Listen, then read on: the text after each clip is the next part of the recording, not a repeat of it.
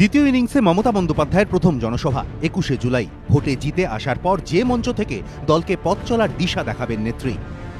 অনেকে এবারের সঙ্গে ২০১১-র ২১শে জুলাইয়ের তুলনা টানছেন ঠিকই, কিন্তু পর্যবেক্ষকদের একাংশের মতে তারিখটা এক হলেও পরিস্থিতি এক নয়। ক্ষমতায় আসা আর ক্ষমতায় ফেরার মধ্যে অনেক ফারাক রয়েছে। বাম কংগ্রেস জোটকে হারিয়ে ক্ষমতায় ফেরা মমতা বন্দ্যোপাধ্যায়ের কাছেও এবার রাজ্যবাসীর কাছে আশা আকাঙ্ক্ষা অনেক বেশি, তাই চ্যালেঞ্জও শক্ত। চ্যালেঞ্জ অনেক রকমের আছে। জিনিসপত্রের দাম যে বেড়ে যাচ্ছে, এইটে তাকে অবিলম্বে দেখতে হবে। স্কুল, কলেজ, বিশ্ববিদ্যালয় সবগুলোতেই শিক্ষার পরিবেশ ফিরিয়ে আনতে হবে। এই তোলাবাজির ব্যাপারটা তো সংক্রামক হয়ে গেছে। সার্বিক তোলাবাজির পরিমণ্ডল যে তৈরি হয়েছে, সেটার ব্যাপারেও তাকে হয়তো তার নিজের দলের বিরুদ্ধে কখনো কখনো পদক্ষেপ নিতে হবে।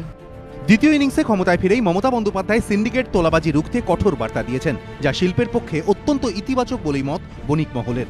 ২১শে জুলাইয়ের মঞ্চ থেকেও এ নিয়ে কড়া বার্তা শোনা যাবে বলেই মনে করছেন অর্থনীতিবিদরা। প্রথম চ্যালেঞ্জ হচ্ছে শিল্পায়ন। শিল্প তো আসতেই হবে, শিল্প ছাড়া তো দীর্ঘমেয়াদী উন্নতি সম্ভব নয়। দ্বিতীয় চ্যালেঞ্জ হচ্ছে এই সিন্ডিকেট রাজ, তার একটা সমাপ্তি ঘটানো। আমার মনে হয় যে উনি এই দুটো সংক্রান্ত কিছু বার্তা হয়তো দেবেন। অনেকে বলছেন প্রশাসনের অন্দরে যে ফাঁক ফোকর রয়েছে সেটা কিছু নতুন বিষয় নয়, তবে মমতা বন্দ্যোপাধ্যায় দ্বিতীয় ইনিংসের শুরু থেকেই তা নিয়ে যেরকম কড়া পদক্ষেপ নিয়েছেন, তাতে নতুন করে আশার আলো দেখছেন অনেকে। প্রশাসনের রন্ধ্রে তো বহুকাল ধরেই নানা রকম করাপশন ঢুকে আছে। এগুলো পরিষ্কার করতে তো সময় লাগবে অনেক। মমতার উপর আমার অনেক আশা।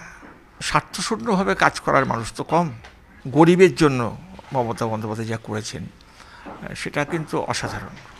সম্মেলনে কী বার্তা যাচ্ছে সেজন্য আমরা তাকিয়ে থাকবো, কিন্তু মনে হয় যে এটা পজিটিভ নোটই থাকবে তাতে। প্রত্যাশার পাহাড়, বাস্তবে তা পূরণ হলো কিনা তা অবশ্য বোঝা যাবে ২১শে দুপুরে। কৃষ্ণেন্দু অধিকারী, এবিপি আনন্দ, কলকাতা।